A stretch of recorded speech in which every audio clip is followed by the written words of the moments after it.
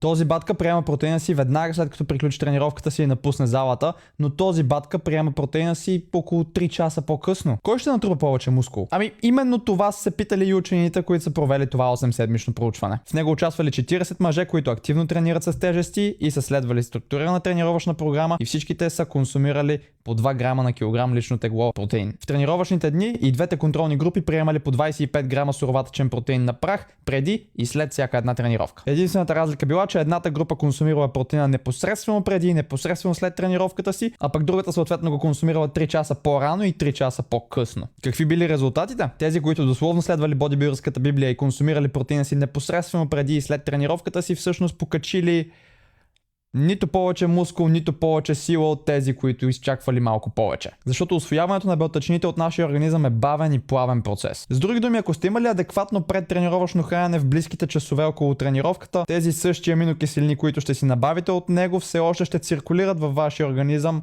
в момента, в който вие тренирате. Дори и след нея. Така че няма нужда да търчите към съблеканата, за да изпиете протеиновия си шейк момента, в който оставите щангата след последната си серия във фитнеса. И така наречения анаболен прозорец по-скоро е една анаболна порта, която е отворена много повече часове, отколкото си мислим. Но в действителност, ако сте толкова концентрирани върху приема си на протеин, дали няма да имате малко повече преднина от останалите хора, които изчакват повече часове? В дългосрочен план, може би. Но разликата ще бъде толкова незначителна, че дори няма да можете да я забележите или усетите. Така че ако просто достигате дневната си доза протеин редовно, ще може да се възползвате от абсолютно всички налични ползи от приема на протеин. Не е лесно, е просто, последвайте ме за повече полезно съдържание.